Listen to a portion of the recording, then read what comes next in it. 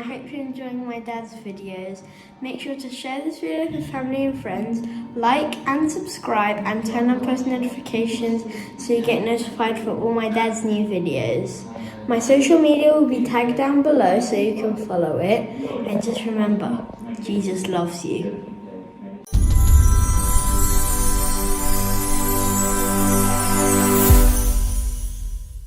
Just like we do, Charlie. Just like we do with Charlie, we love you so much and respect you so much, and well, thank you. The answer in the way, one small town, and Ubuntu. These are the ways. You've been right all along, Michael, and we love you for it, and that's why millions and millions and millions of people across this earth love you so much, because you're a truth teller like Charlie is, and that's what we try to do always as well. Well, you bring tears to my eyes. Thank you very much. Appreciate it. Oh, so welcome, my friend. So welcome. By the way, I just received the link to Foster Gamble's new trailer to the Thrive 2 movie, which is in about a month. And I've just watched it before I logged on here, and it's breathtaking. It's just so beautiful. I can't wait to see this movie. And I got to know Foster Foster and Kimberly, but mostly Foster, really well over the past decade. And he's just an incredible human being. And I think this Thrive 2 is really going to hit home right now, specifically now with the corona pandemic and all the rubbish that's going down. This is going to be such an important movie to come out just at the right time. Wow. Thank you for sharing that. Wow. So look forward to seeing that. Yeah. I was just going to what are we talking about, gentlemen? Sorry? What are we talking about? Well, I was going to mention first off, I mentioned it to Colleen because it's just become public knowledge. Right from day one, I've been telling everybody about the collapsing the world's economy for a global financial reset and the quantum financial system coming into operation. Now, I know that they were testing it. They sent out pings to every bank in the world on August the 2nd. Every bank in the world responded so that the system was working. They tried to launch it all of last week and had issues because Nancy Pelosi and her team had hired hackers to stop them to do it. Yeah. But it's gone public today in the Independent in England.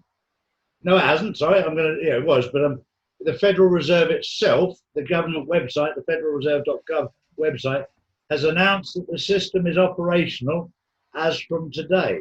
So they've actually announced it publicly. It's all been very, very quiet up until now. Wow. The new financial system, which replaces the Federal Reserve SWIFT system, which is for the fiat currency, is now the quantum financial system, which is a blockchain system, which is instant settlement.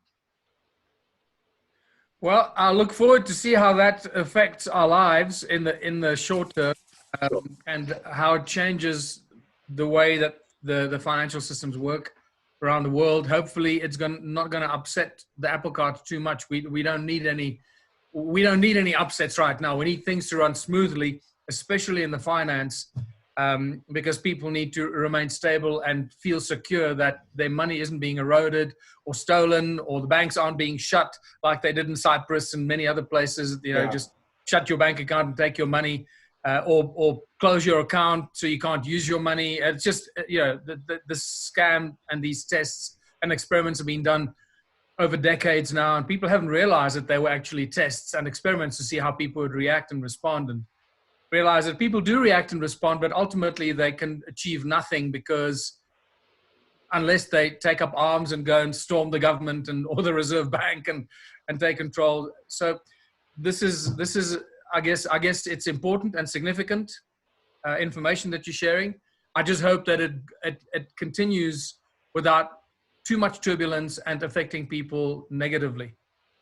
It means directly that the power has now been completely taken away from the old fiat system and the SWIFT system, which was controlled by the Federal Reserve, controlled by the Rockefellers and the Rothschilds and that organization. So that power is now completely gone. And It- was this put in place? Was this put in place by Trump?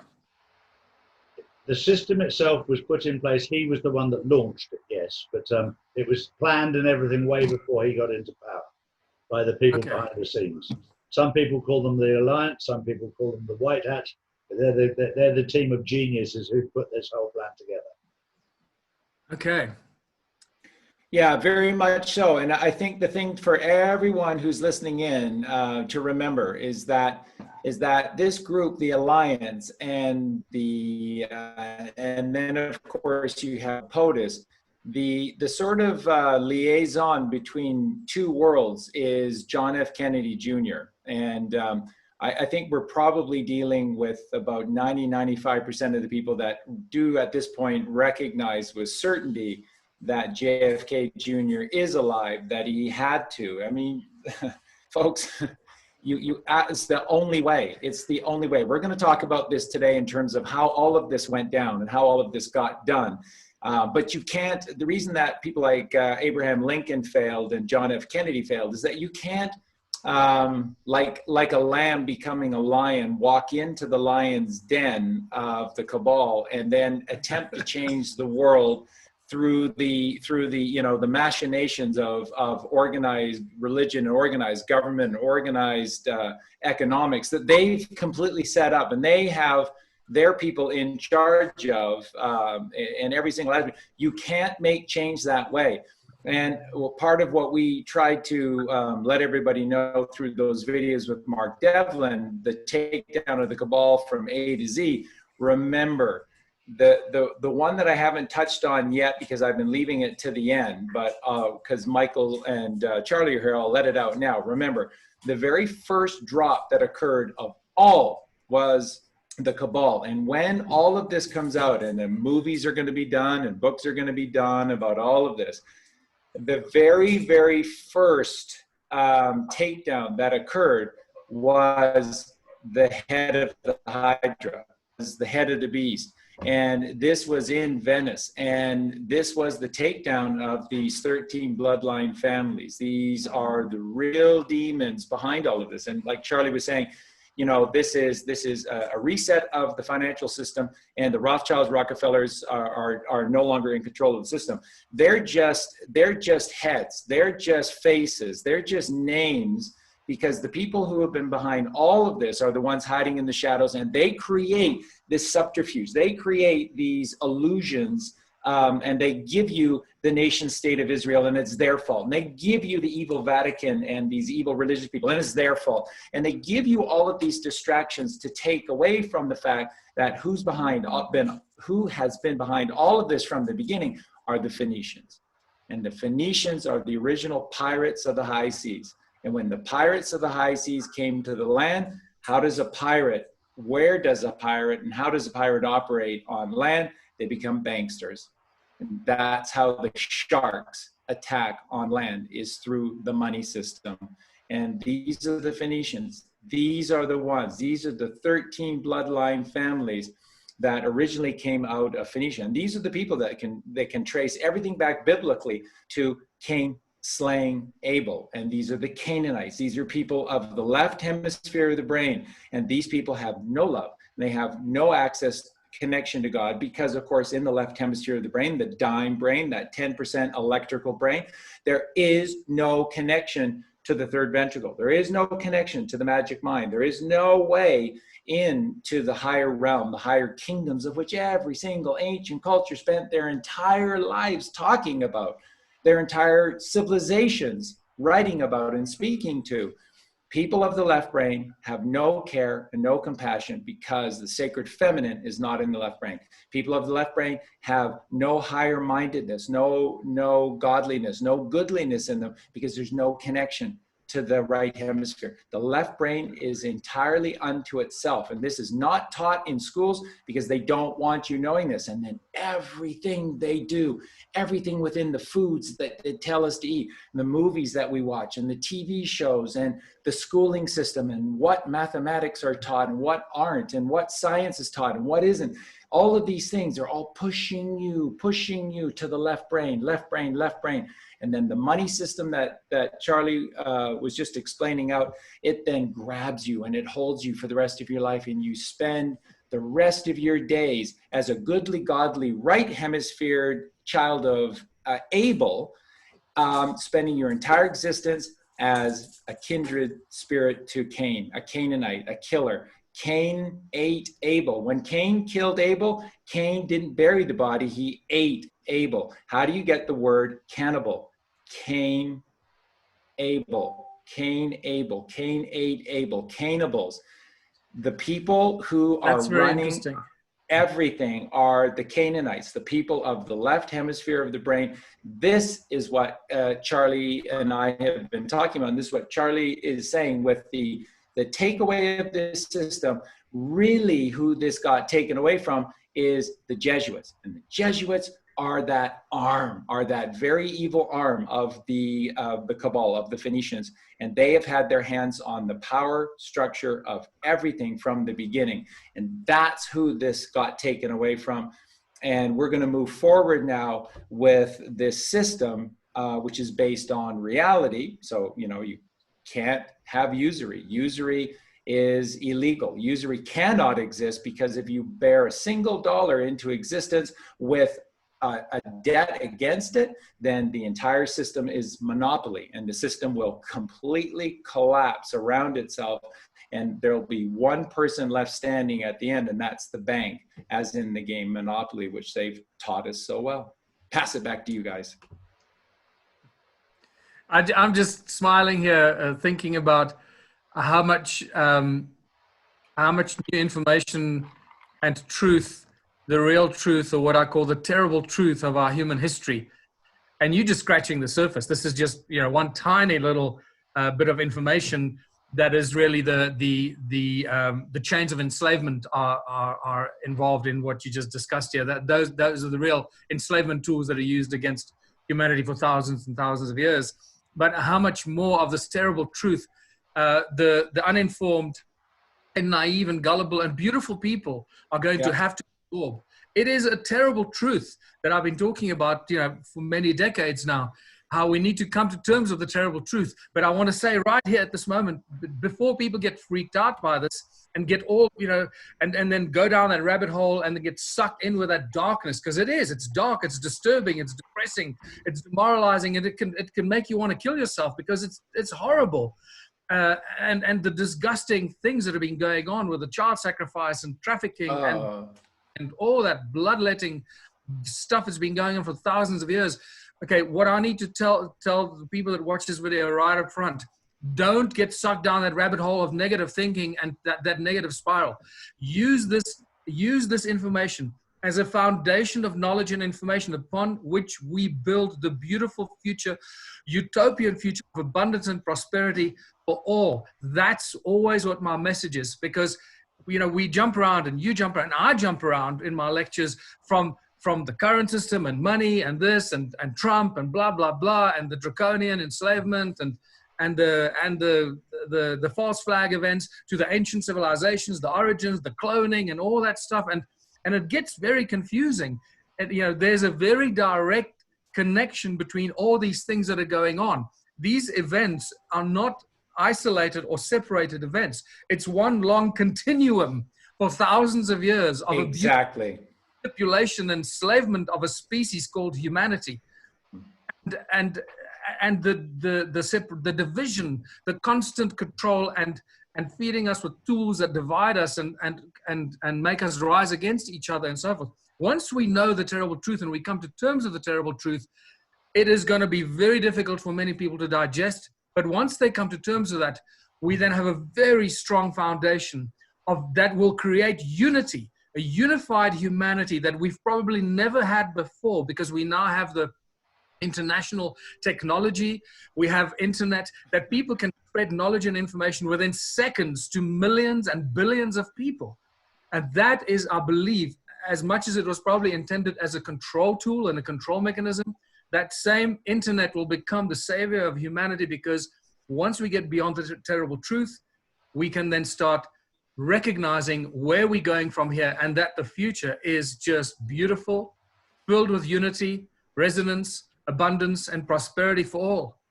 And that's really my message. And that's the overwhelming message I'd like to share with people, especially now, because this lockdown and this global assault on our liberties, our rights, our freedoms is just unbelievable, that they were able and capable to pull this over our eyes, to confuse billions of people, to make them fearful of an invisible enemy that they pretty much made up out of nothing. And they got away with it. Within 6 weeks, they locked the entire world down and started to turn people against each other. It is spectacular. We're coming into a phase now. From what you just said there, you can see how the mainstream media are deeply, deeply involved with them, because they're the people who put this story out there, and they've got a lot to answer for. Yeah. I was just watching, I watched this thing called the X22 report, Yes. and it's been sharing this guy Dave, I don't know much about him, but he's really got his finger on the pulse there, and he's sharing some amazing insights from his perspective. What's I lost my train of thought now completely. What did you say, Joel? We were talking about the mainstream media being so. Oh, the mainstream media, yeah. So what he's brought up is the fact that what the mainstream media have done by, for example, completely undermining the whole hydroxychloroquine thing and so forth, opened themselves up to unimaginable what you call it, class action lawsuits.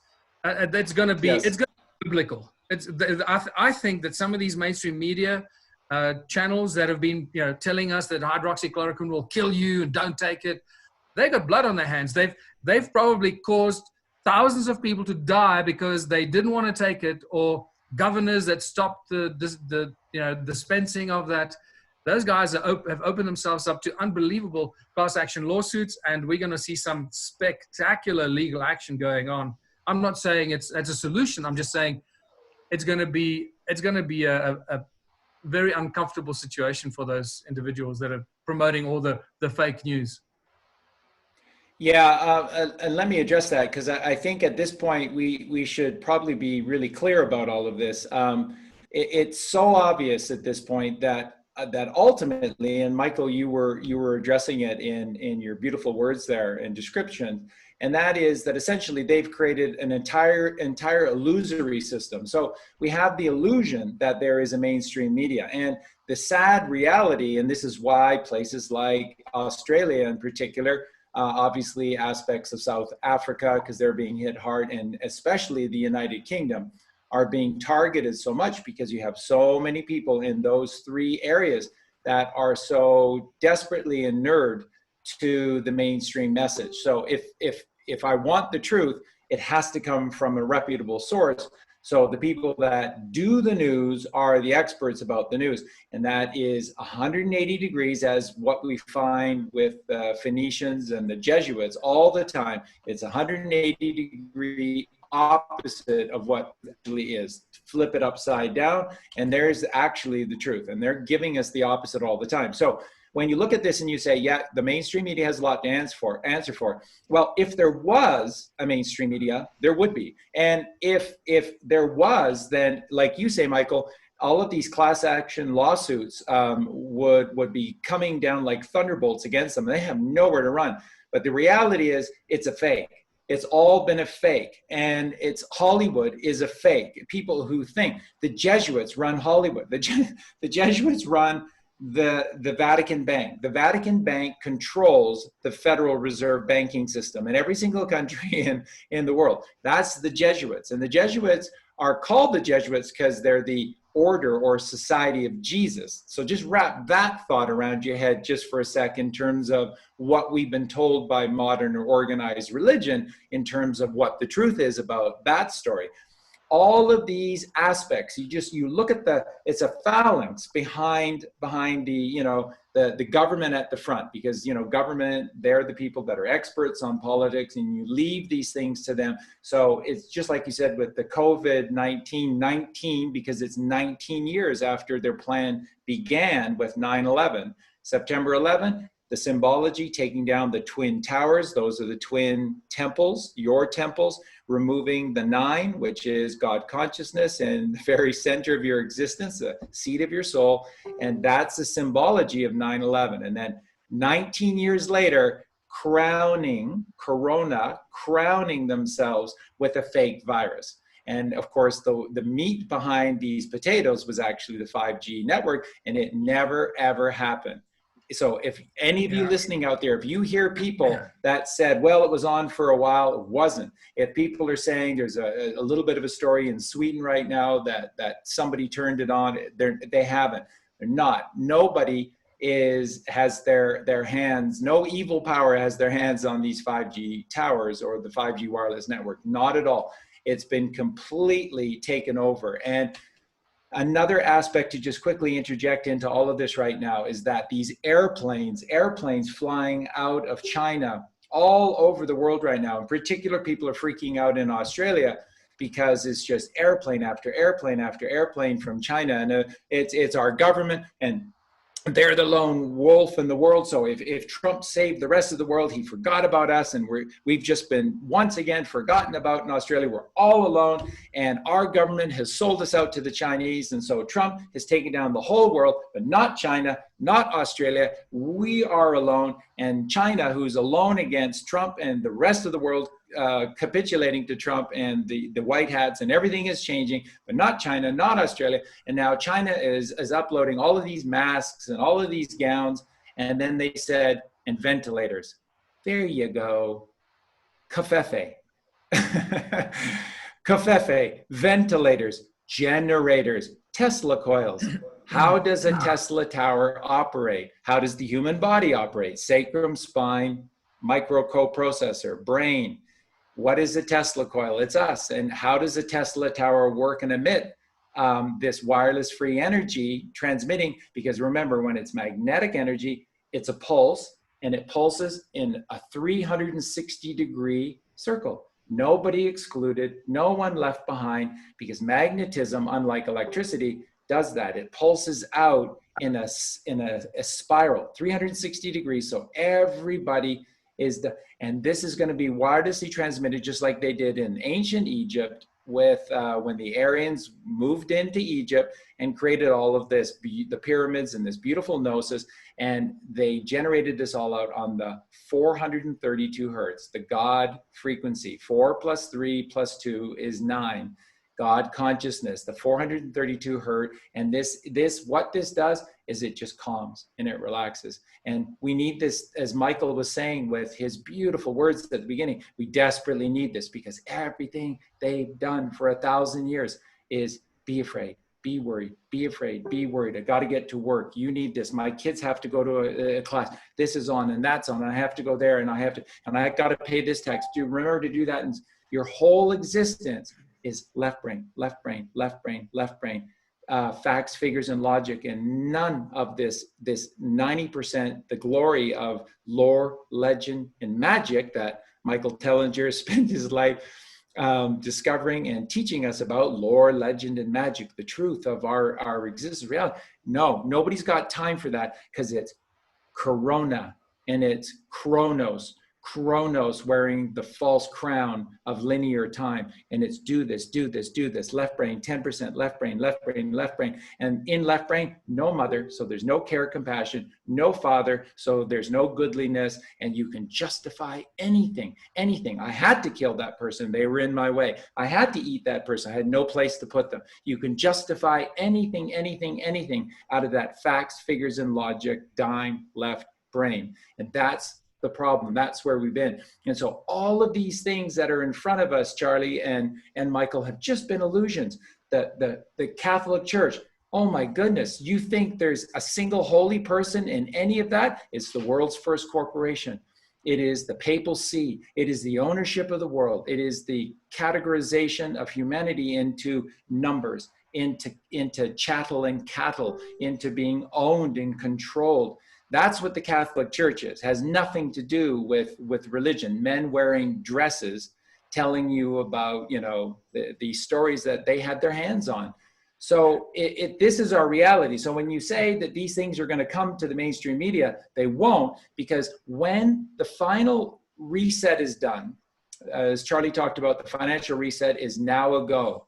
And the Tesla towers have been tested all over the place, including Australia, and all the tests have come back working perfectly. And there are people, you just go on the internet, there are people that are saying, I live near one of these 5G towers and it turned on about a week ago. And ever since then, the birds have been all around our houses, and I have just been in such a beautiful state of mind. Everything has just been so wonderful. And then they turn them off, and I wish they would turn them back on again. So hold on, I just need to ask you here. So this is quite new to me. I've not really been exposed to this information. Are you suggesting that the so-called 5G towers that everybody's freaking out about are alternative energy sources? You refer to them as Tesla towers, so different benign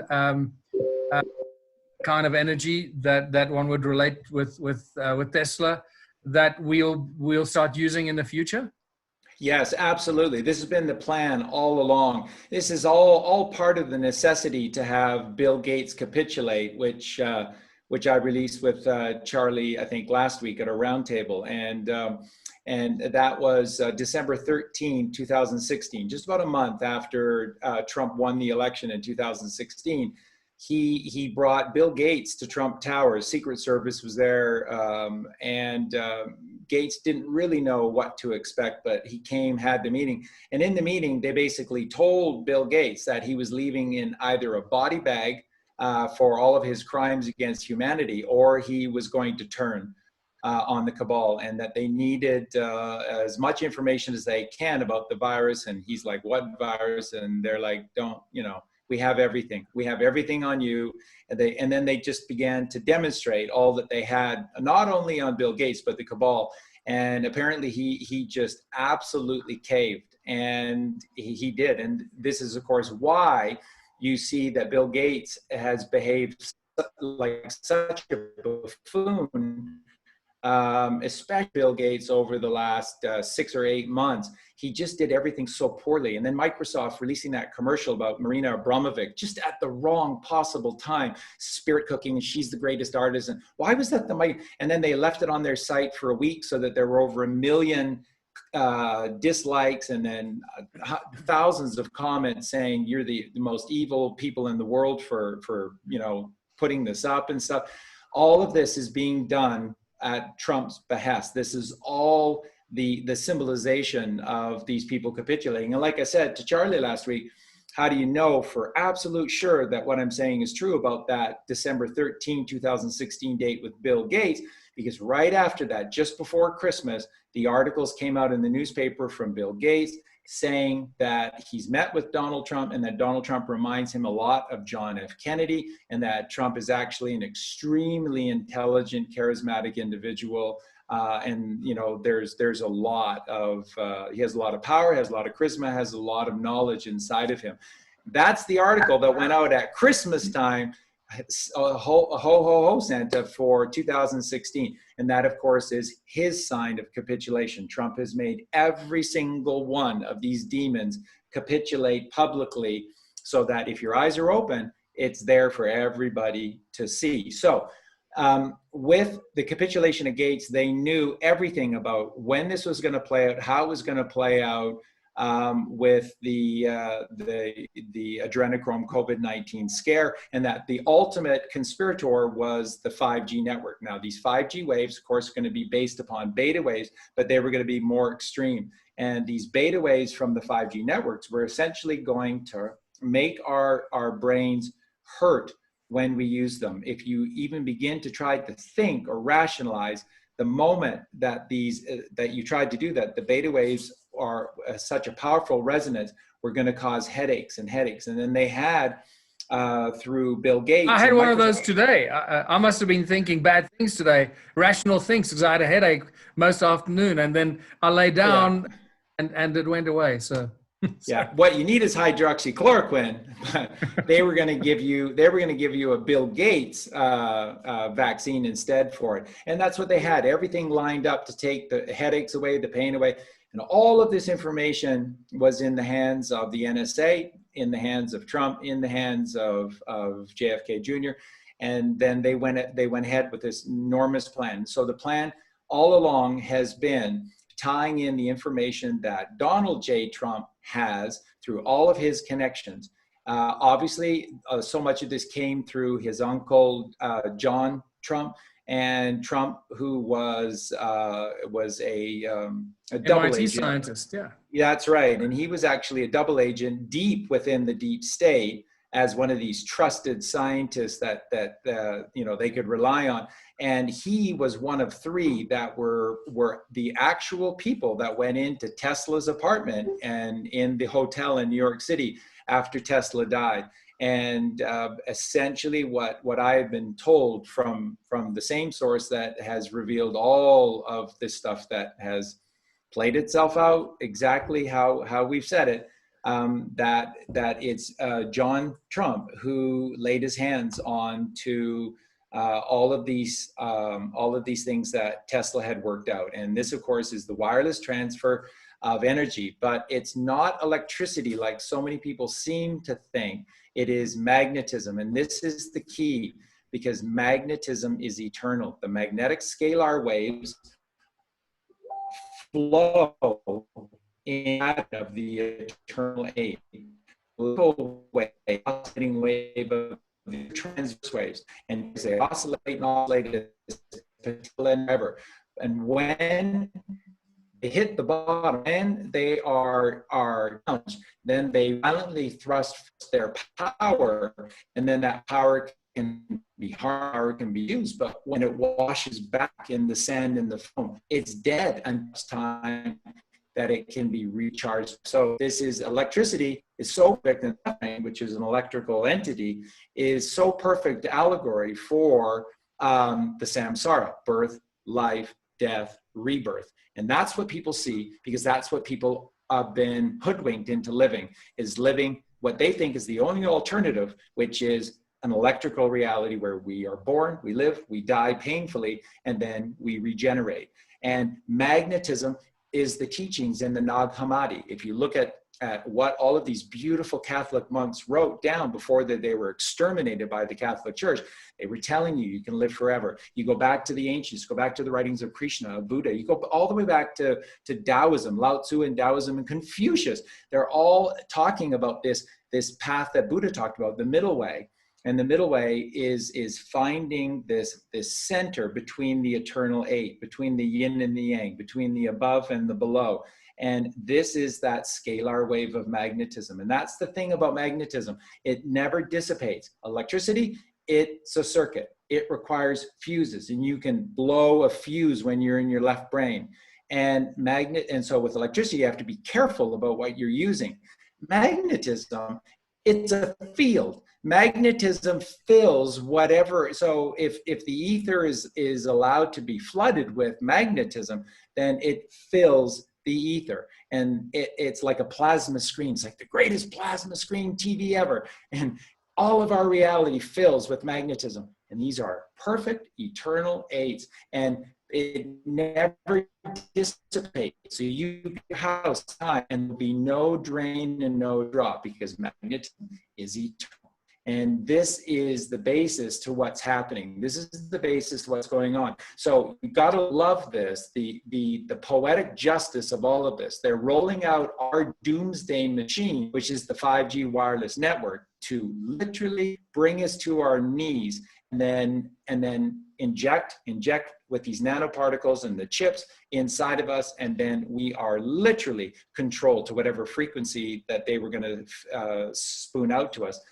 And then on the back of that, hiding like these clever little fleas, we hijacked the Trojan horse. We took it down, and through their very network that they spent all their money. Remember, the white hats allowed them to build a massive network of the 5G towers. They spent trillions of dollars and had people working 24 hours a day around the clock to get these 5G tower networks set in place across the earth like mad. And waiting patiently behind it all were the good guys. They take it down, and now they've created at their expense for us a system of wireless, eternal energy. And once you give the average family, once you give the average individual an ability to have free, eternal power, watch them take off, watch their genius flow, watch them go, watch these one small towns take off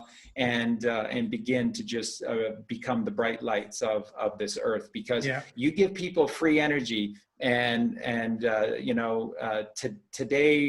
Rome, next the world. They'll have it all, because this is the gateway to eternity, and it really is. So yeah, that's what I've been suggesting on our channel. This is what has been shared with us, and of course it fits perfectly. So that's why Donald Trump, by the way, befriended Richard Nixon. And I don't know how many of you people know this, but Nixon was right into all of this wireless transfer of energy during World War II. Nixon played a very secretive war in his role in World War II. And Nixon was actually the military liaison for all of this experimentation with the transfer of wireless energy, the harnessing and controlling of wireless energy potentially into weapons, et cetera, as well. But that was Nixon's department. So when it came for Eisenhower to choose a vice presidential candidate, Nixon was proffered up because of his expertise and hands-on experience with all of this secretive laser beams and all of this secretive wireless transfer of energy. And it was all the Tesla stuff. And Nixon, as most of you guys know, Nixon was actually really, really quite intelligent man and had this incredible memory. He could just sort of see it and internalize it. And so what Nixon did one time in the Oval Office in the presence of Henry Kissinger, he sat down and he wrote out this, just from memory, in front of Kissinger, he wrote out this entire formula for the wireless transfer, for the capture and then wireless transfer of energy, and folded it up, put it into an envelope, gave it to Kissinger and said, take this to Rockefeller, Rothschild, one of them. And that's what he did. And so that's Nixon saying, you try and take me down, I'll take you down, because I know. And he knew this from memory. So when Nixon gets taken out of office and he's allowed to gracefully avoid all of the investigations and he waves goodbye and stuff, and then he goes back to San Diego and retires out of sight, out of mind, who became close friends with Richard Milhous Nixon? Donald J. Trump. And they became very close, spent a lot of time together. And Nixon's wife, Pat Nixon, before she passed on, she sent this memento, which was a picture of the three of them together. And she wrote on this photo, she said, Don, if you ever decide to go ahead and run for president, you're going to make the greatest president in the history of the United States. And you have all of our confidence and love, Pat and Richard Nixon. And that's on Donald Trump's desk in the White House right now. So Trump has been his family has been powerfully connected to Nikola Tesla and the findings of Nikola Tesla for a long, long time. I'll pass it back over to you guys. I wanted to bring up three or four things. First of all, I need to start making notes here because and I have nothing to write on. So first, the whole thing with Trump has just disappeared, and I think it may have something to do with September 17. You might have more insight into this because I've seen all these ads and things going out. The assault on the White House, September 17. And then secondly, the fact that Trump could just cancel income tax, right? How do you as a president, how can you do that? And this is what people, when they still question whether Trump has taken over the Fed, this is a clear indication that yes, he has full control of the Fed. This is why he can say, we don't need any income tax, okay? You don't have to pay income tax, and I might make it permanent that when I heard him say that, I just went, oh my dude, man, you've just won the election. You suddenly have everyone sitting up in their chair say, excuse me, what? No income tax? And no and protection from evictions, and protection from no, you don't have to pay back your student loan. I mean, just those three things. Clearly, if any other leader of the world takes a look at that and say, well, how can he afford just to eliminate income tax? Because that's what pays to run the country. That's what people believe, right? Because that's what people believe. yes, that's what people believe. So that's the illusion that we were led to believe, that through our income tax, well, this is how we run our country. No, that's not the case at all. No. That's all the mirrors and the lies of the banking system and the role the central bank plays in the illusion. So the fact that Trump can say, okay, we're cutting income tax until the end of the year, and then I decide, and I might make it permanent. That tells you is 100% in control of the Federal Reserve Bank of the USA, and he can make out any amount of freaking money and pay anything he wants because he runs the Fed. And what he's in essence done, he's putting the debt onto the Fed. That's how I see it. So the Fed is now carrying more and more debt of the American people instead of the other way around. Generally, the way the central banks work, they let the people of the country carry the debt on behalf of the central banks, and then they siphon off and enslave the people and constantly keep the people enslaved. And that's why we have inflation and taxes and rates and levies and all these things. And now Trump has just reversed it. It's just so beautiful and so elegant and so quiet that no fanfare, no major newspaper articles, because they can't say it. Because can you imagine if all the major newspapers and TV channels came out saying, oh, Trump hijacked the Fed. So what do you mean he hijacked the Fed? We thought the Fed belonged to the people. Then they give the game away, because most people are of the opinion that, well, the Fed is a bank that belongs to the American people, and it's the central bank of the people through which we do business. And they don't know that it's a private institution that enslaves the people, that operates outside the legislation of each country. And this is why you can't sue the Fed, you can't audit the Fed, you can do nothing to them. They can do what they want, they're a law unto themselves. And it's just beautiful. So I think that was a masterstroke. Just to say, I'm cutting income tax until the end of the year, and then we'll decide if we're going to make it permanent. Brilliant, absolutely. For anybody who's been following the NESARA and JASARA, then this all makes sense.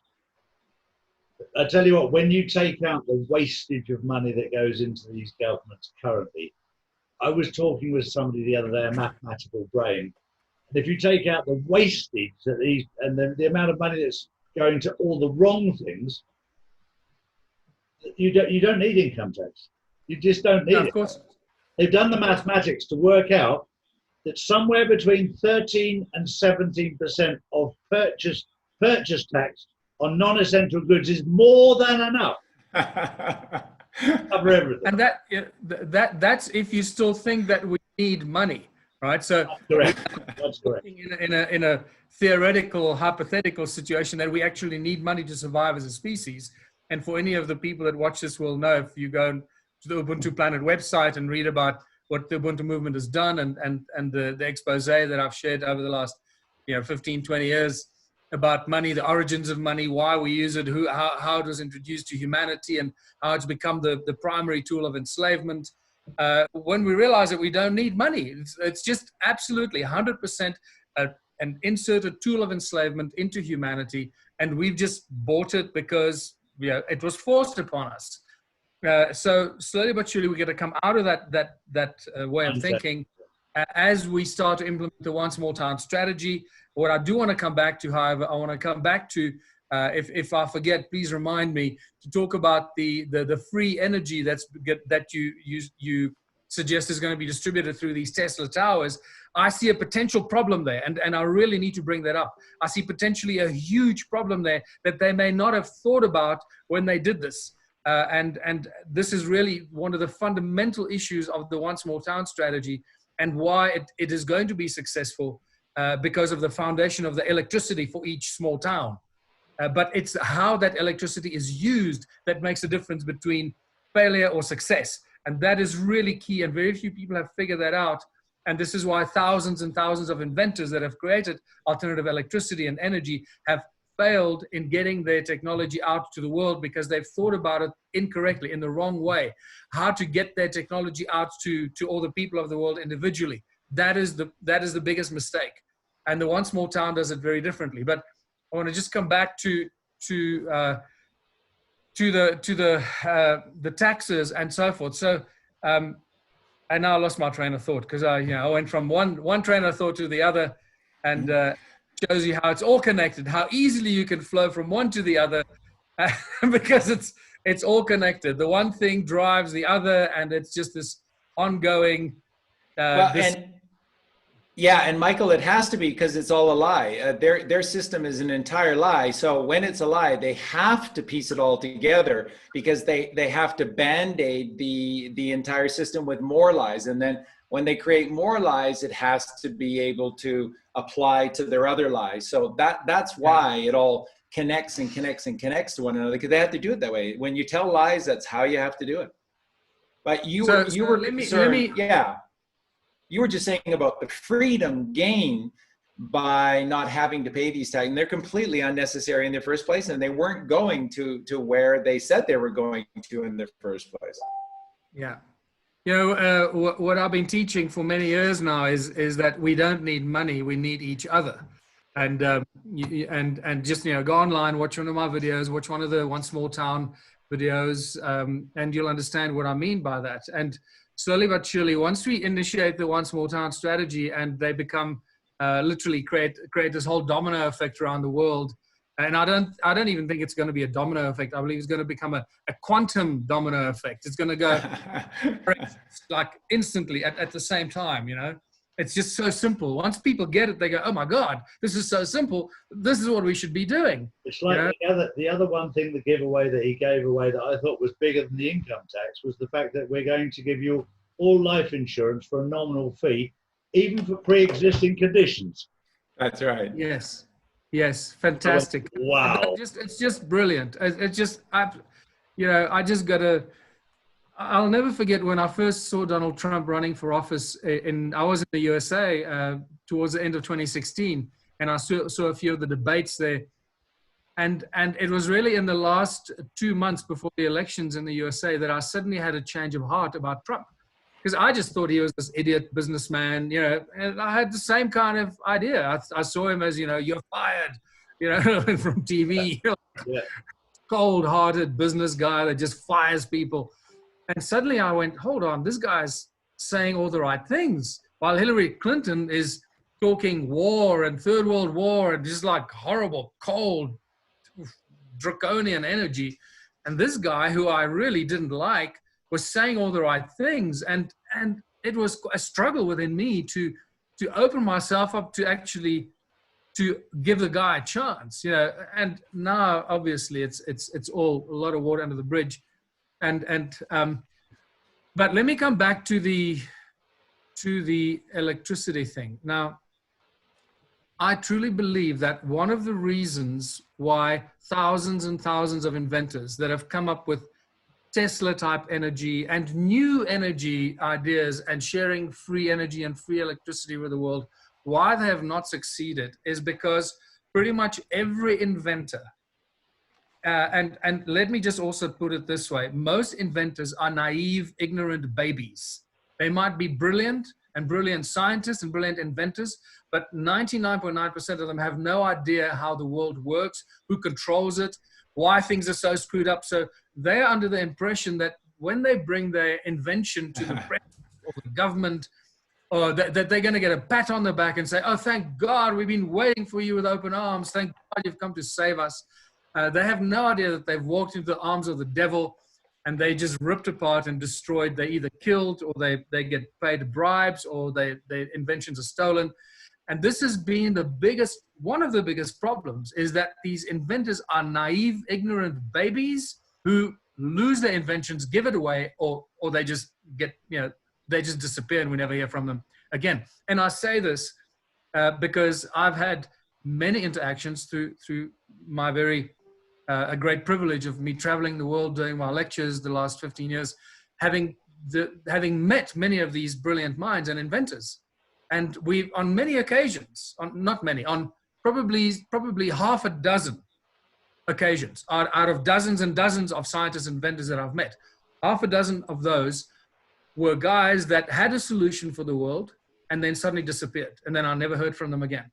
And we had arrangements they were going to join the Ubuntu movement and share their strategy and their technology so that we could introduce it to the world in a way that it cannot be exploited, stolen, patented, or any. And we have a very simple way of doing that. You know, if you follow the Ubuntu movement, you'll understand how we do it with very, very quickly, very overnight, this can happen. And so I know how naive these people are. And the moment you hear any one of these inventors say, oh yeah, we're very close, I'm just lodging a patent, and as soon as I've got my patent, then we're gonna, the moment you hear that, that's it, doomed. I will probably never hear from this guy again. It is the stupidest thing that any inventor could possibly do, is try and lodge a patent. And I'm not gonna go into the details why, because that'll hijack this conversation in a different direction. But what most of these inventors all have in common is they want to start producing and manufacturing their technology and make it available to every household, to every person to buy this electricity and this technology, whether it's a generator or something. So most inventors' idea is that, every household must have its own free generator or energy device. Therein has been the big problem. The world is not ready for that. The consciousness of the average person on the street is not ready to take on that responsibility. To have infinite supply of electricity that you're in control of is extremely dangerous for an unconscious species. And I believe that the high level of the consciousness field, or the Holy Spirit, call it whatever you want to call it, or the mind of God, or God himself, has prevented these inventors from doing just that.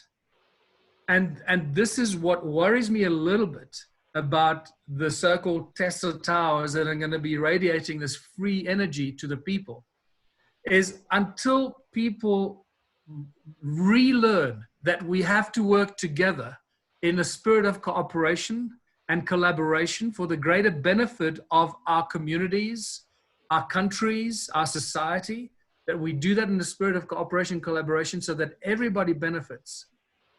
We're not ready to give free electricity to people.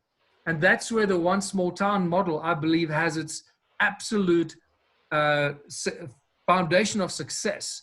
Because in the one small town model, we give the town, and we have the technology, by the way, so it's not as if we're still working on it. It's ready to go out. We're just waiting for that first mayor to send me an email and say, I want this. And we will deliver that generator to that town. The generator gets given to that town. They have to pay for it, obviously, because it's cost us money to make it, to build it. But we give that generator to the town, and that generator, whether it's 1 megawatt or 100 megawatts, it doesn't matter. However, a generator they need, whatever size generator they need, but that generator belongs collectively to all the people of that community equally. So it doesn't belong to one person or somebody else. So everyone has free electricity as long as they contribute their 3 hours a week towards the community projects to upgrade and improve their community. So you have to contribute a little bit, 3 hours a week. That's currently the model for those that know the model. So it's, at the moment, it's 3 hours a week. It doesn't sound like, it sounds like really very little. It is very little. And in return for that 3 hours a week, you then get access to this free source of electricity, which belongs to the people of the town. So it can never be hijacked or stolen by one individual or the mayor or the council or anyone else, so that they can then use it and abuse it to enslave the rest of the people in their community. And that, the one small town strategy, is very, very different from anything else I've ever seen, whether it's inventors or corporations that just want to replace the existing supply of electricity, and they want to become the new electricity through which they'll have absolute control over the community and the people. Whether it's a small community or a city or a state or a country, it's the same monopoly. That's what changes. The moment the One Small Town takes off the ground, that means we have thousands and thousands of small towns across the world, each in control of their own supply of electricity that belongs to all the people of that town, not just to one or two individuals or the mayor. And therein, I believe, lies the golden ingredient for success to create that abundance and prosperity, because it forces the people. Without forcing them, remember, the participation in the One Small Town thing is voluntary. You don't have to participate in the projects. You can carry on living your life as you want, but then you carry on paying for your electricity. But as long as you contribute to the community projects that we start upgrading our community, then you get the electricity for free. So a little bit of input from each individual, and all the electricity belongs to everybody.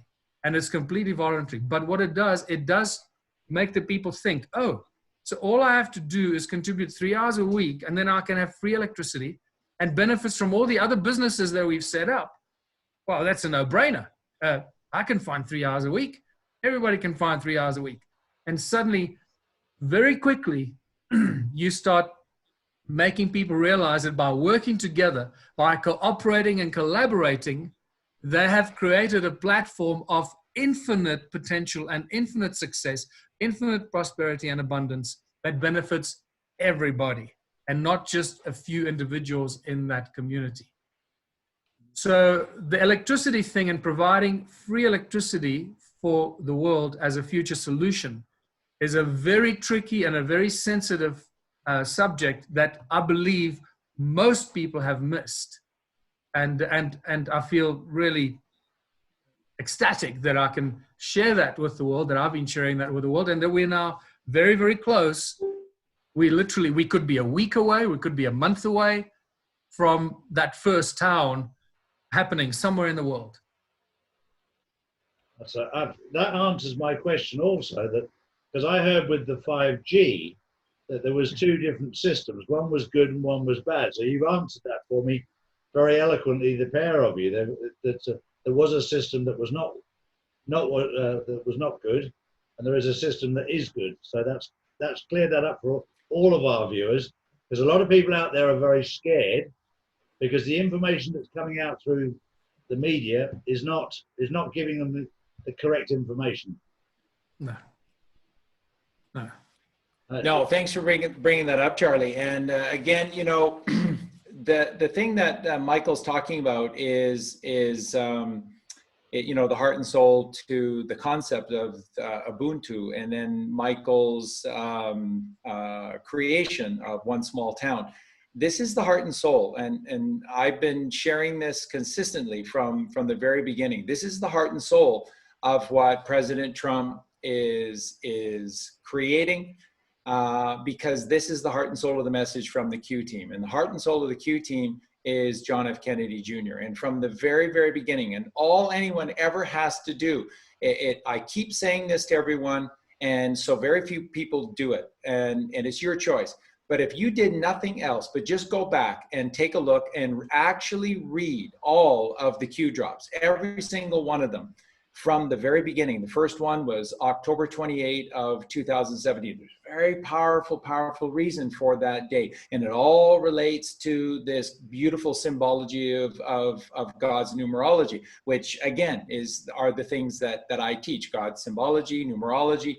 It's beautiful. And of course, the cabal uses it and then makes it appear and seem awful because, of course, they're using it, 9/11 and all of these things. And of course, now the stars with their 666 and their single eye and the pyramid. And now people hate 666 and people hate the single eye and people hate, not even realizing that, of course, these are all relating to the most powerful, powerful creations within our reality. These are God's creations. They pollute them, toxify them, and then we demonize the very things that are the basis to our salvation. Because again, let's be honest, the general masses are nothing more than ignorant fools, because they have relied on this system of the illusory news network and the illusory mainstream media. It's not real.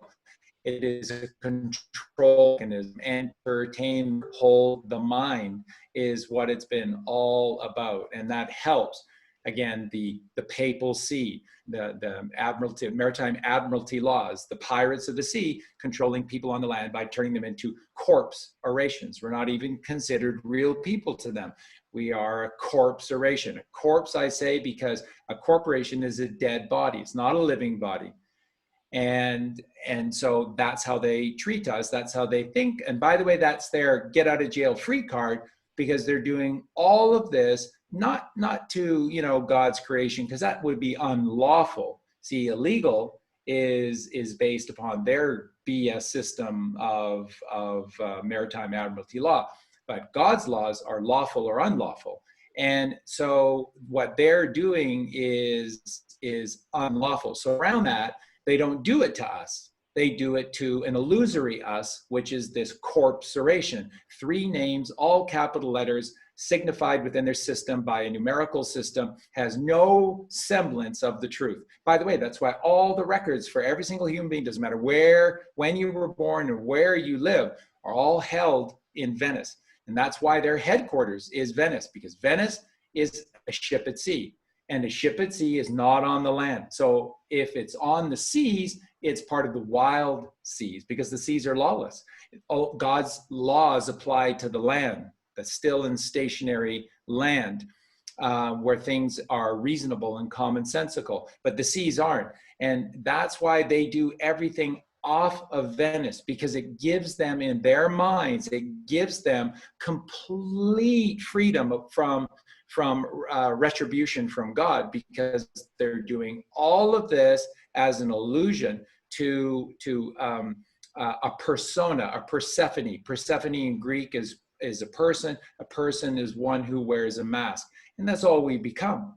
We're mask wearers. We wear different masks to please different groups, different people all the time. And that's how we go through our life, never once knowing ourselves, because we just play these roles. So at the very heart of all of this, Michael, at the heart of the Q movement, you read those Q posts from beginning to end, what you see from the Q team is that if this is going to work, it has to work at a grassroots level. And what they've talked about, what the heart and soul of these messages, I believe very powerfully, is John F. Kennedy Jr. There is one person, one mind who is writing these things. If there are other people from time to time that are on the laptop entering them, it may be, but there is one train of thought here.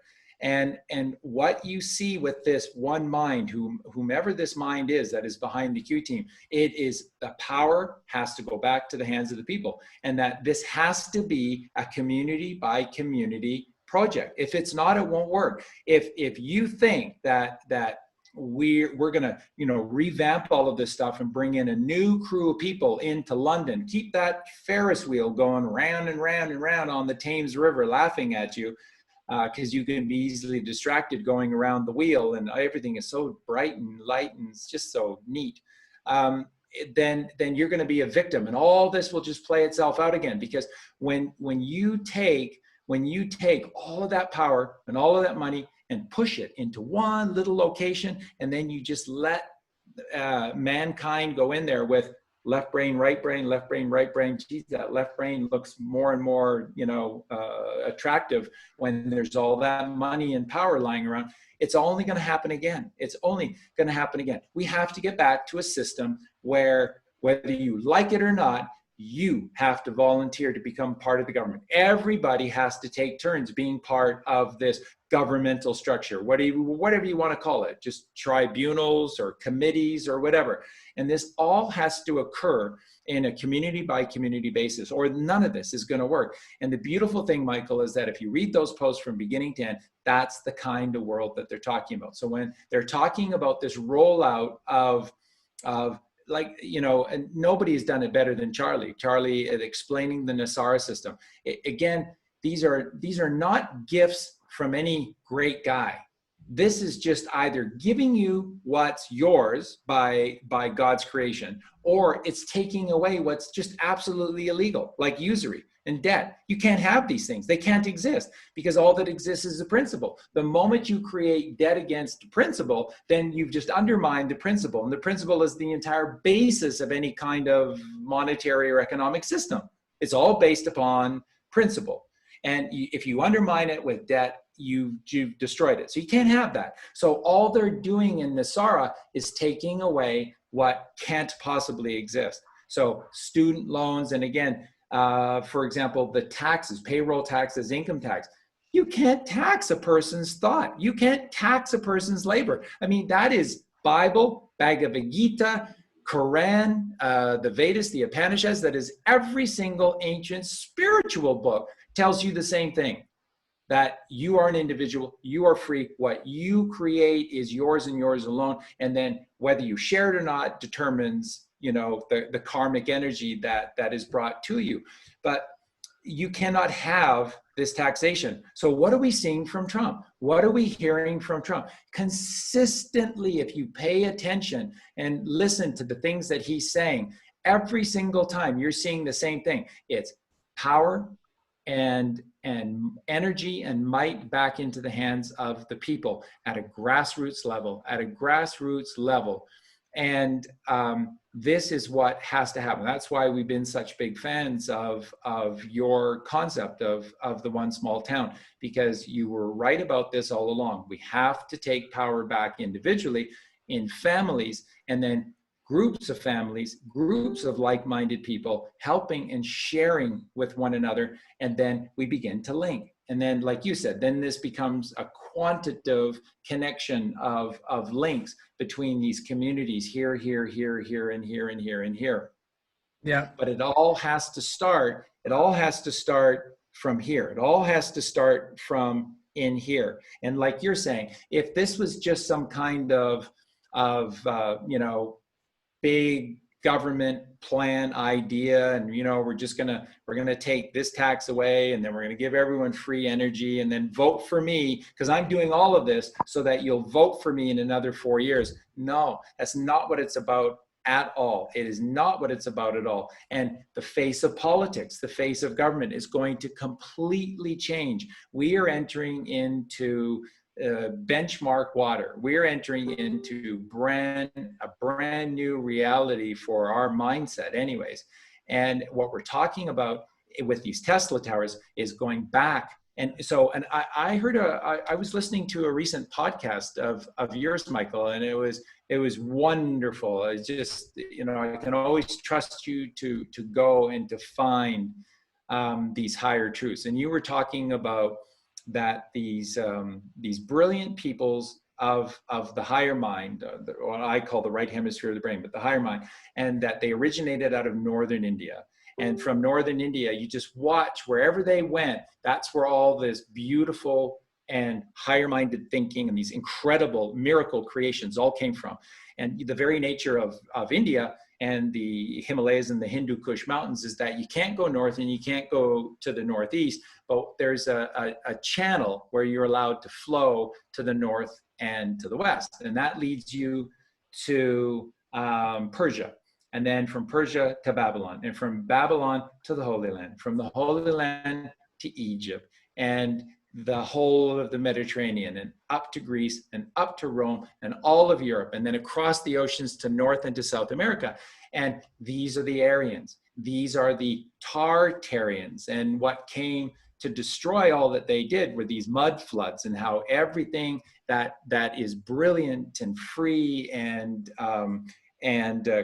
you know, currentless, no maritime admiralty laws, all of these things that were brilliant beyond description are all now hidden and covered under a layer of mud that just seemed miraculously to cover everything.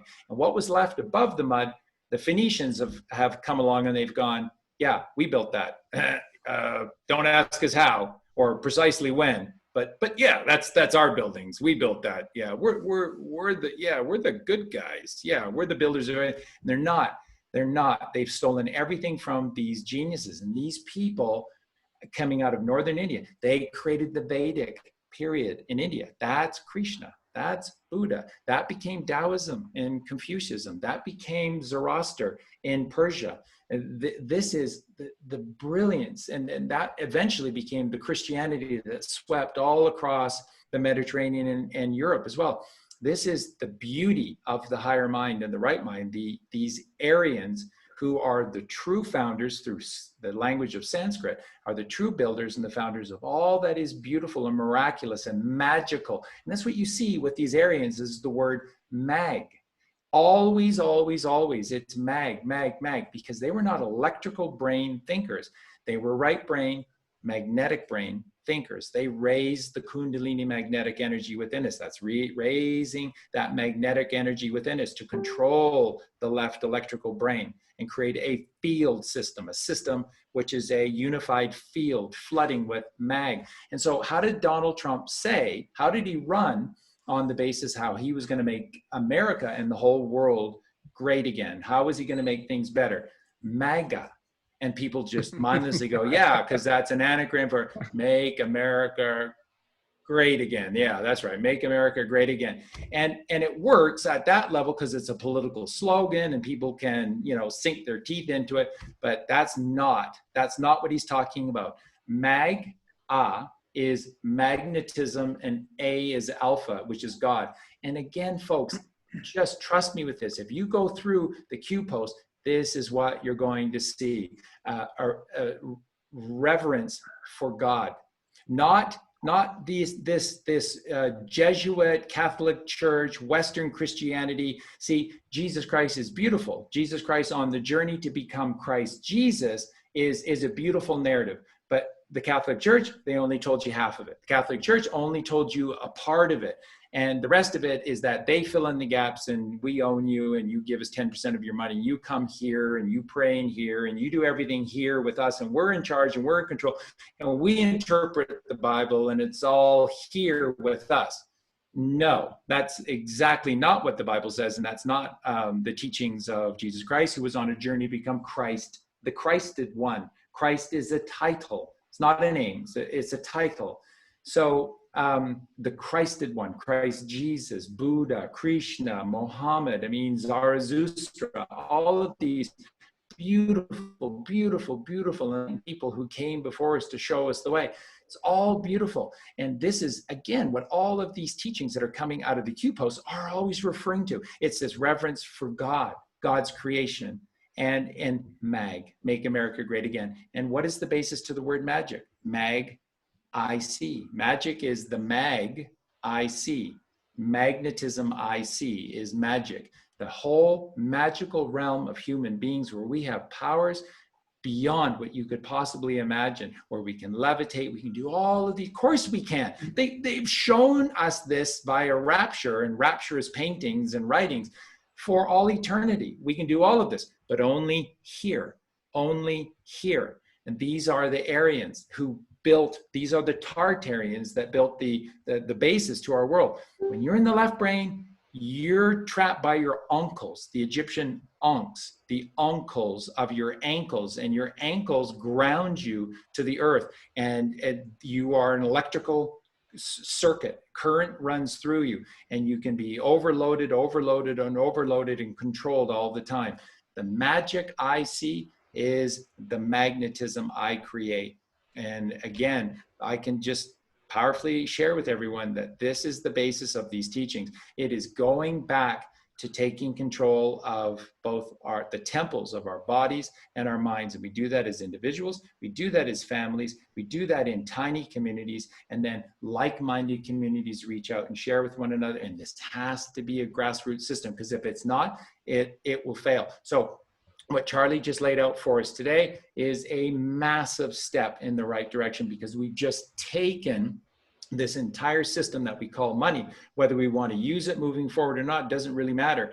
But at this point, we've taken the control of this system away from the sharks. That's literally what these people are. The Jesuits are the sharks of the ocean on the land.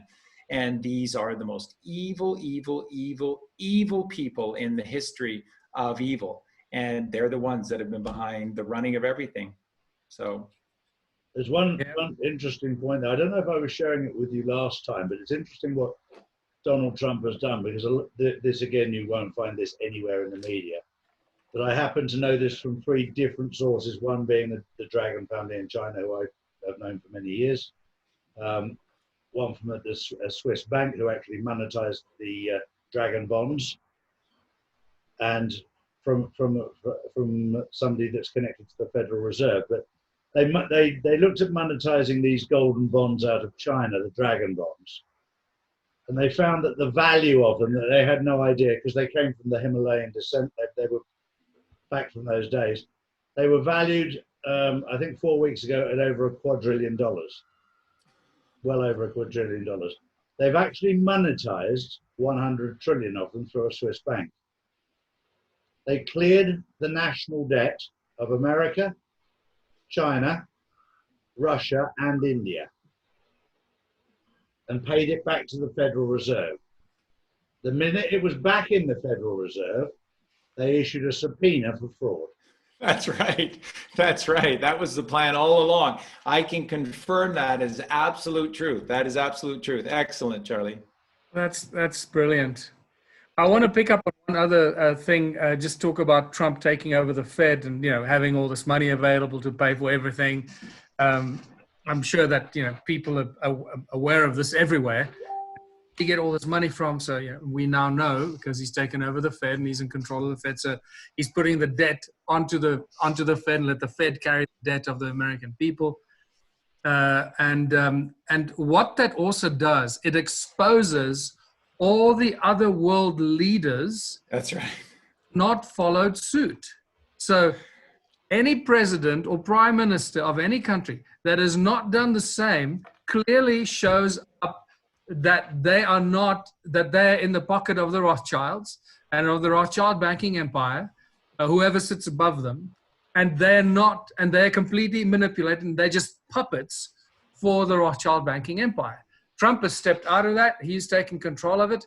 So, and he's shown every other leader and president. So I made that video. I actually made a video for the president of South Africa, Cyril Ramaphosa, that all presidents and all leaders of all countries can do the same. Do what Donald Trump did. And if you don't do that, then clearly you are a puppet of the Rothschild banking family and the Rothschild empire, and you're not a president of the people. And it's very obvious. There's one point I'm going to make there that we became aware of today, that I think it's the 17th of September is going to be the second lockdown. Yeah. Now, I've been told they're going to use the excuse of COVID-19. But the second lockdown is incredibly positive, because that's when all these evil people that have been running these countries will be arrested. Okay. Interesting. That's what it's to cover up. But apparently, well, that's also in the incredibly dangerous. Apparently, they are. That's also when the siege on the White House is supposed to start. From and they're advertising it. Yeah. They're advertising it in all the social media. Oh, we're going to start a siege on the White House on September 17. Oh, okay, wow, that's interesting. I now understand why Donald Trump isn't around, why he's gone somewhere else. And what's going to happen is I'm looking forward to see how that plays out. It's going to be a very interesting time. Yeah, well, what we've shared now, this is I did a trilogy of podcasts to help sort of everybody understand what has sort of happened behind the scenes, because they have released this information, and so there are two narratives. And Michael, so what you're hearing and what Charlie's saying makes perfect sense, that you're hearing the same dates and then two opposing views. Because once again, just like I explained with regard to the rollout of the 5G network hijacked to then be used as these Tesla towers to transmit free energy to everyone, is that everything that the Q team is doing is on the backs of this evil. And so, because this is biblical, so you're turning wrongs into rights. You're taking this great evil and you're turning it into goodliness. You're going from the left to the right, up into the right. Cast thy net to the right. And that's what we're all doing. That's what they're doing. And they're doing it on the back of evil. And there's another reason for this, because there is an energy transference when you can take something that was created with the most despicable intentions in mind and then turn it into something good. So literally what the Q team has been talking about behind the scenes, they've kind of been releasing a little bit of this lately, but it's this, what do we do with these people? These people are so despicable and so evil. And Charlie and I know a lot of things, and a lot of things we have not revealed because they're so, they just overwhelm Colleen and I. I mean, I know they do Charlie too. So I don't know how much of everything will eventually come out, because how horrific and how horrible these people are is certainly beyond me. And it just, oh, it's wow. So when they're very concerned about their energies and that moment of death, that moment of taking them out, and what happens to that spirit, what happens to that energy that then reincarnates into, you know, to the next being. Does it grab on to something that's cool? And what they've been literally talking about is taking them, what they're saying for now is off planet, but they're talking about creating a way in which to execute and remove these bodies and spirits off Earth, away from this, so that this kind of despicable sickness never comes back. Because I just don't know how anyone could top this. The things that we've heard, I don't know, Michael, how anyone could top the levels of evil that are being done. And so much of it, because they are scurrying little rats, they do it beneath the ground. What's going on beneath the ground, where we don't look and we don't see, is horrendous beyond description, Michael. So that's another aspect to all of this, is the concern about it. But what you're hearing and why you have this dualistic reports about everything, just like people in Australia right now freaking out about all the planes flying in to Australia. What's on these planes? They're all coming from Wuhan, China. So of course it has to be bad. No, Trump took down the beast first. The very, very first thing that they did in the most daring. And that way, everything rode on it. Everything rode on this one night. And I can't say much about it right now. It'll all come out in time. But it was a nighttime special ops raid on Venice, and it was designed. It was planned when everybody was going to be home, when everybody was there. And it was designed to take down these 13 bloodline families. These are the true demons. These are the Borgias. These are the Medicis. These are the Farneses. These are the families. You just go back and take a look at who all these popes were. Which families did they come from? They all came from these 13 bloodline families. And these are the demons, and they took them down first, and then everything. That's why we did that video series with Mark Devlin and put it all out there. And I put images to it so that everybody could see factually, point by point by point, how all this happened, how all this did. Trump has taken everyone down. So what I'm suggesting, Michael, if you're not aware of it, is that everything has already been won. The ultimate battle was already fought in Venice. And then now these headless leaders, not hearing anything from their overlords, which essentially is through the Jesuits in Vatican City, but ultimately it's the Phoenicians in Venice. They're not hearing anything. They haven't been hearing anything for about 3.5 years now. And they're all panicking. And so all of these crazed acts that you're seeing from the cabal, these are only being done by the minions. These are the Barack Obamas and the Hillary Clintons of the world getting together and going, my God, my God, my God, they're gonna roast us alive. What do we do? What do we do? They're not getting back to us. They're not getting back to us. And so that's what this has all been. And they're allowing the mainstream media to stay afloat for now, because they have to have the many of the masses get to a point where they go, okay, wait a minute, this something's wrong. Okay, I'm starting to wake up to this whole Trump thing and this whole Q thing, because wait a minute, this CNN, this isn't right. This isn't right. This isn't right. And allowing all these mayors to do what they do, Portland and Seattle. I mean, it's just disgraceful and despicable. but it's being allowed to allow the whole world to see this. And slowly, slowly, people are going, okay, we had a phone call, Michael, from a lady, very quickly, but a lady in Baltimore, Maryland, basically Washington, D.C. And she's a Black lady and impoverished, has children. And she just feels the gun pointed at her head and her family's head and her children's head. And she came across some of our stuff and she felt we were really authentic, and she just somehow reached out to us, found us. We accepted the call. We had an amazing two-hour plus conversation with her. And you know what she kept saying? I knew it. I knew it inside of me. I knew it inside of me. I knew it inside of me. I knew it. I knew they were lying. I knew it. I knew it. I knew it. I knew it. I knew it. And then I'm going to tell everyone. I'm going to tell everyone. I'm going to tell everyone what's really going on, what Donald Trump is all about, and what this mainstream media is about. And it's beautiful. And that's how it has. That's what has to happen here. It has to happen. And let me just say this, because you're here. We're going to have a massive audience from Australia and from South Africa that are watching this. And I want to also speak directly to Charlie's birth country, and that's the United Kingdom.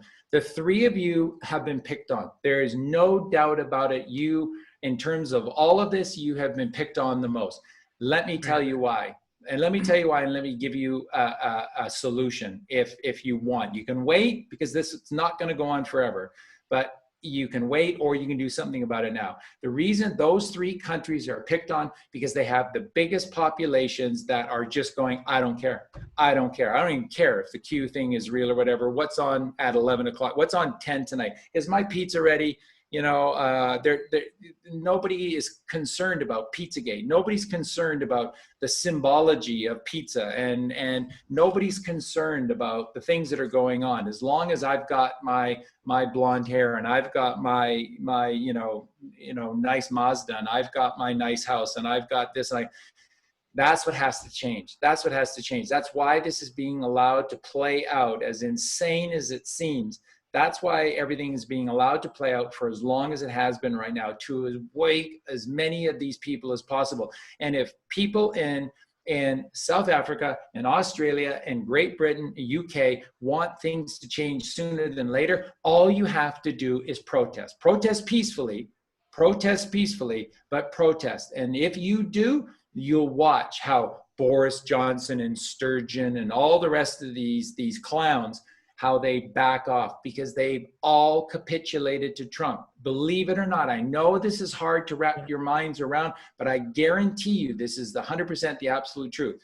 All of these world leaders are being controlled by the Q team and Trump. So like I said, with this stuff flying in like crazy, stuff is being flown in like crazy from Wuhan, China to Australia. There's a reason. There's a good reason. There's a very powerfully good reason.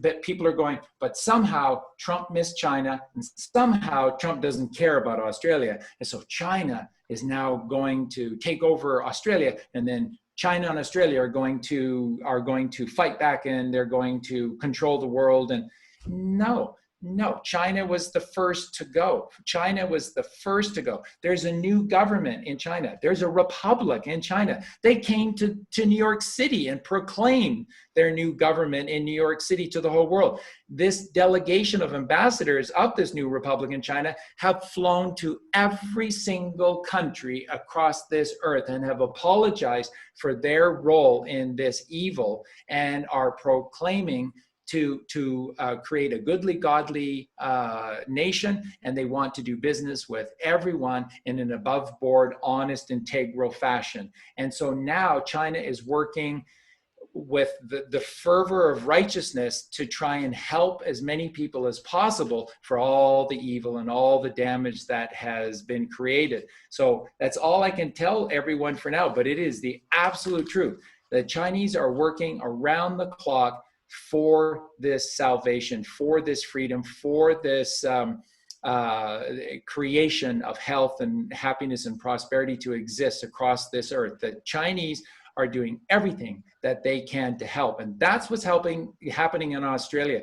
The parts that are coming are necessary to create Tesla coils. You can't have a Tesla tower without a Tesla coil. And the Tesla coil is the very, very basis, probably, of all the same type of technology that Michael has been experiencing through his time as well with his free energy. You have to capture it, you have to funnel it, and then you just have to run it in this through the coil up into this brain, up into this highermost chamber, and there it just circles and circles around and around and around, eternally generating out this energy. It's kind of how it works, and that's what these parts are. It's all so beautiful. So there is a story that's going on that most people are simply not aware of. You will become aware of this, but that is happening, and it is so beautiful. And the thing is that's incredible, that as soon as we heard of all of this, Colleen and I, the first person we thought of was Michael Tellinger and Ubuntu and the concept of one small town, kind of how, and bringing back integrity and honesty and goodliness and godliness in one individual and one family and one small town. And that's how we're going to rebuild all of this. So back over to you guys again. Sorry about that. I was only going to say one thing on the back end of that. The most important thing that you brought up there is that South Africa, Australia and England are being put through the mill right now, so that they wake up to how evil the people that are running those countries have been.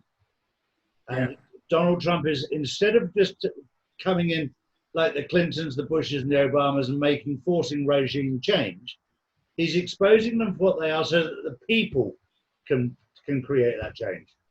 Yeah, that's the most important thing you just said there, Charles, is that I think Trump has played this brilliantly. And in the beginning, I couldn't understand it. And even every now and then, because, you know, we all want retribution and vengeance and justice, and we want them to get arrested and exposed.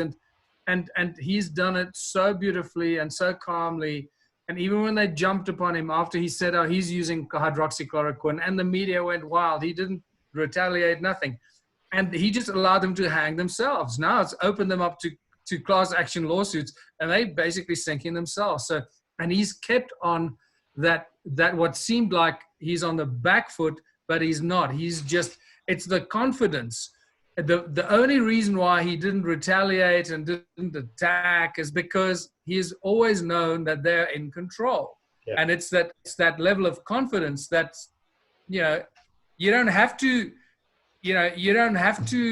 attack the small animals around you, because, you know, they don't bother you. It's interesting you talking about the Venetian as well, because I was told 12 weeks ago he passed the critical point. The game's over. I was told that 12 weeks ago. So that explains exactly why the game was over there. We've come a long way since then, but I didn't know what he meant by the guy. My inside information said me that he'd passed the critical point, so their game was over. So that explains that part, which I didn't know. And that's what I was alluding to, guys, at the beginning of the podcast, that why did Lincoln fail? Why did Kennedy fail? They failed because, and it's not of their fault. You know, you're being read into this. And I mean, think about after the Bay of Pigs, Bobby Kennedy, John Kennedy, and two lawyers and a handful of personal friends held themselves up in the Library of Congress for about a week. And in that week, they just in this tiny group were going, wow, we're not in charge. We're surrounded by the devil everywhere. And how did they do this? How do we get ourselves out of this? How do we even constitutionally empower ourselves to be able to do things? And that's what they did. And then anyone who studied the Kennedy administration knows that from you know, the Bay of Pigs onward, it was Jack and Bobby and a very, very, very tight-knit group of people who were having to clandestine do things and make overtures to Khrushchev or to Castro or whomever else had to do so through all of these back channels. So it's just incredible. But the only way that this has worked, the reason why this has worked, everyone, you just need to know this, is that the NSA was given this technology that the cabal created to control us. So they've turned us into a technology-based world, given us our iPhones, our smartphones, all of these different things, and then they have been capturing. I mean, now we're finding out, Charlie, through you and others, that look inside your coins. Why are all the coins being called back and called in? Because you pull apart, separate your coins through a method of dry ice, and you see inside of these coins that were being produced in China that there's these little chips inside of the coins as well. You were being tracked everywhere. You were being monitored, watched, listened to, recorded everywhere. The issue that they never considered was that the same technology to observe us and control us applied to them. And the NSA said, wow, this is that one moment in time. This is that one moment. And if we don't take it now, it may never, ever come again. And so the reason that they're able to make all of these leaders capitulate is because they own them. And when you exist in a secret network of harvesting children and drinking children's blood for adrenochrome, for this process of trying to live forever, that is unforgivable. These are unforgivable actions. And so the very nature, this, once again, like Q, JFK always says that symbology will be their downfall. Exactly. So in the symbolic gesture of forcing their minions, these are all the politicians, these are all of the bankers, these are all of the heads of the media, etc. All of these key people that have access to the public, they all were forced to partake in this process of adrenochrome, all of them. And they're all recorded, as we know from Epstein Island, we know from Ghislaine Maxwell. That's why she's such a key, because she's a buffer. She's a direct buffer between the Phoenicians, and people like Jeffrey Epstein, who are then, designed. So Epstein's not their friend. And that's how they got Prince Andrew as well. Prince Andrew was brought in via Ghislaine Maxwell. Do you want to be a player? Do you want to be really, really, really powerful? Do you want to stand out above the rest of the royals in your family? Do you want to be the royal? Are you tired of being behind Charles and all the rest? I can give you fame and fortune and power beyond your imagination. But you have to help us. You have to help us. This is what we need. This is what we need you to do. We need you to be a big name, a big person on Epstein Island. You're there. The stars all want to be there. You're there. The political leaders all, I'm hobnobbing with royalty. I'm best friends with British royalty. That's how all of this works. And so the symbolism of turning their minions into demons by drinking the blood of children is an unforgivable sin. And now all of their minions have been captured like this in a matter of months. Everybody capitulated to Trump because the NSA has it all. That's it. So you cut the head off of the Hydra, you cut the head off of the Phoenicians in Venice, and then you reel in all of these little fake leaders, all of these fake heads of corporations, the Bill Gates of the world. They all capitulated. And like we broke with Charlie last week as well, why did Elon Musk call his electric car company Tesla? Tesla, it's bigger than that. This is a plan that has been in the works for a long time. Tesla and the Tesla car company has been creating technology that is far beyond electric cars. And so now we see this cryptic comment by President Trump, and it says that Elon Musk has kept the first of his promises to me, and I'm pleased to announce the largest Tesla plant ever being constructed in Texas. Why Texas? Why now? Why Tesla? Why a car company? Why is Trump putting such significance to a car company? Well, it never in any of the communications between Elon Musk and Trump to the media, none of them ever said the word car, and none of them ever said the word automobile. In one tweet, Trump said auto, but auto is not short for automobile. Auto is short for automation. And that's the closest that any of them have got to saying that the Tesla plant in Texas has anything to do with cars. None of them have said that. They've simply said that is the largest Tesla plant in the world, and it's in Texas, the border town between, you know, the United States and Mexico, where the wall is being built. It's just brilliant, brilliant, brilliant, brilliant stuff. And it's teaching us to use our frontal lobe. Even in retrospect, when this story is fully understood, it will continue to teach and teach and teach. This whole experience of the Q team, of JFK's post as Q, and all of the cryptic speeches that Trump has been doing, this is a teaching mechanism for the ages that we'll be able to use and refer back to for the ages. No one will ever forget what has happened. No one will ever forget any of this. This is what changed everything, and it's brilliant. Beyond design, guys. It is. Well, Michael, I think we've done an hour and a half. I think we've done an hour and a half this evening. I think we've had so much content tonight. It would probably be nice to do another one of these, part 2, next week, if you're up for it, because we still have so much to cover. What I'd like to do is, if we're going to wind up here, is just to end up on a really positive note, because we've covered interesting subjects, but I think probably quite focused on certain things. I'd like to just break out a little bit and just give the listeners some good news and hope, really very positive hope for the future, because what has happened with the Ubuntu movement and the One Small Town strategy is really fascinating and phenomenal. And I can say with great excitement that we are very, very close to launching the whole One Small Town initiative on a very large scale in a few countries, probably South Africa, the USA, Australia, possibly the UK, and 1 or 2 other countries. But it won't be all over the world. It'll be in probably definitely 3 countries, maybe a few more, but focusing obviously where I am in South Africa and the USA, because that's where our biggest support group is, in the UK and Australia.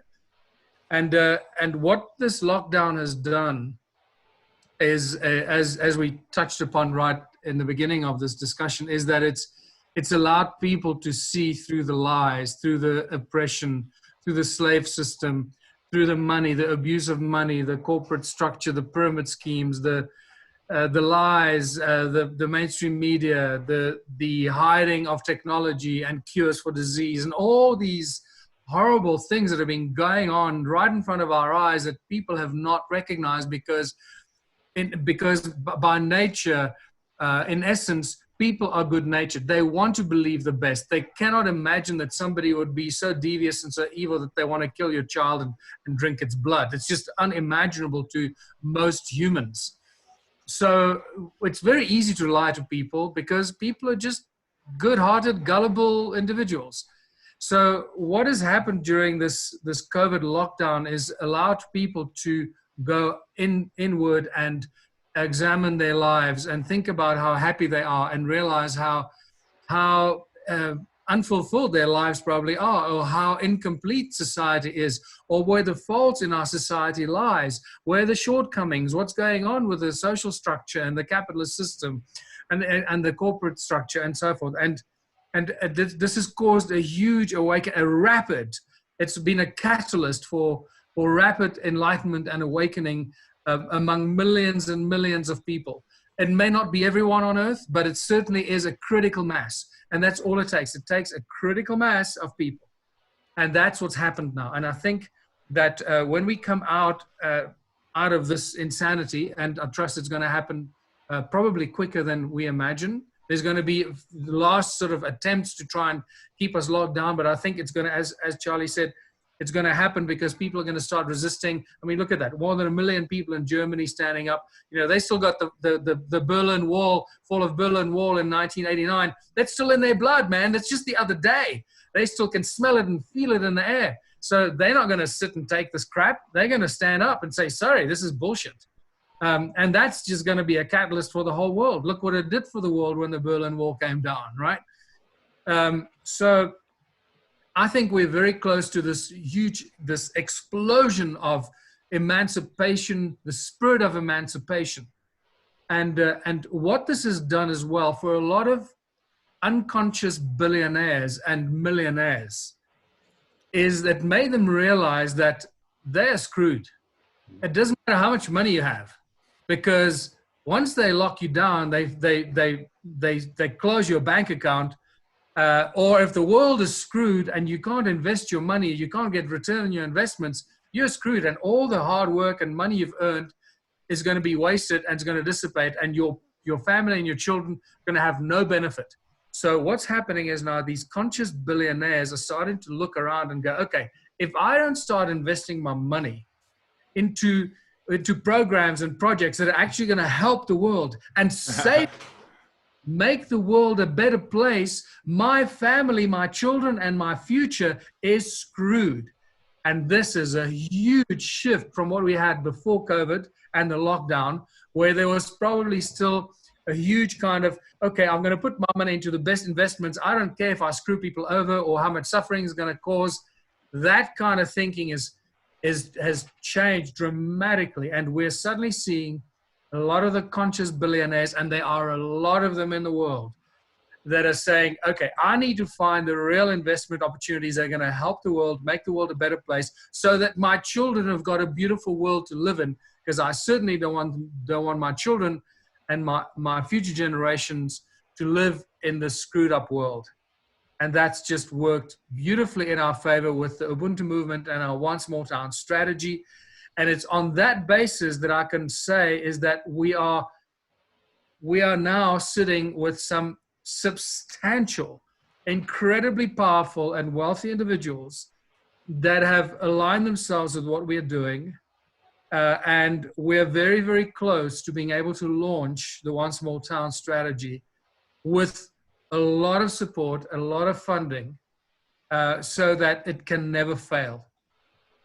And it's just what I've been saying for 5 years now, since 2016, when the One Small Town strategy first evolved out of the Ubuntu movement, out of the political activity that we got involved in politics in South Africa, in the USA and Canada, in the UK and in Australia.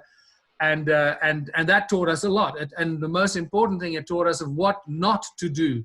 So that was very valuable lessons we learned getting involved in politics. So I was involved in South African politics for 6 to 8 years. And then in 2016, we realized that that One Small Town was the way to go. And we took all that, and the motto or the slogan became, we use the tools of enslavement as tools of liberation. And that is exactly what's starting to happen now. And money is the #1 tool of enslavement. Yeah. So for people that still are confused that we're trying to create these communities that work without money and we're doing it without money, no, absolutely wrong. We need all the money in the world to create the foundation, the platforms of self-sustained communities of abundance and prosperity. And once we've set that up, the money will slowly but surely disappear. So, well, actually, it'll probably disappear, and we'll stop using money very quickly once people have that absolute sense of freedom, of no worries, no stress, not worrying about not having, the concept of lack and worrying about survival. That just goes completely. Once you have the One Small Town implemented, there is that absolute feeling of abundance and prosperity on every level. And that's what's happening now. So these very conscious billionaires have stepped up, and we're in a situation now where we are literally, it could be a week, it could be a month away from this thing becoming a reality. So I trust that people will go to the Ubuntu Planter website, watch all the One Small Town videos, inform yourself. Don't just watch one little video or read one page and think you know it, because that often leads to misconception and you go down the wrong train of thought. Learn, read the whole website, try and read the Ubuntu book, watch all the One Small Town videos, so that you really absorb yourself in it, immerse yourself in it, so you truly understand it, that we're not creating hippie colonies, just growing food and sing Kumbaya together. That is not what we're doing. We're creating incredibly successful towns and communities by using money by using the capitalist system and creating unshakable foundation that can never ever be taken down again once this starts. And we're walking through the gate as we're speaking right now. And I truly believe that there is some sort of a divine plan in place here, because I could not have planned it better myself. As the whole thing in America and the United States unfolds, with Trump breaking down the Fed, taking control of those finances, showing all the presidents around the world what to do, people waking up realizing, oh, we need something better. We can't carry on like this. We need something new, something that works for everyone and not just for the few that enslave everybody else. And suddenly we open the doors to the One Small Town strategy, in which everyone is embraced, everyone is welcome, no one is ever excluded, everyone can express their creative talents and skills for the benefit of everybody else, never have the lack or the worry of lack or not having enough. And yeah, so very excited to share that with you and the people that will be watching this video. Absolutely brilliant. Well, thank you very much, Michael Tellinger and Charlie Freak, for giving me your time this evening, or this morning, wherever you are, this morning for Charlie. But thank you very much, gentlemen, and we'll try and do this again, because there's so much information that we've got to share with our audiences to take away the fear, because COVID-19 will not kill you, but fear will. Exactly. Yeah. Thank you, Charlie. And Charlie, it's great to talk to you guys. Fabulous. Thanks for sharing your knowledge. Enjoyed every minute of it. And I hope that everyone that watches this will get as much good out of this as they possibly can.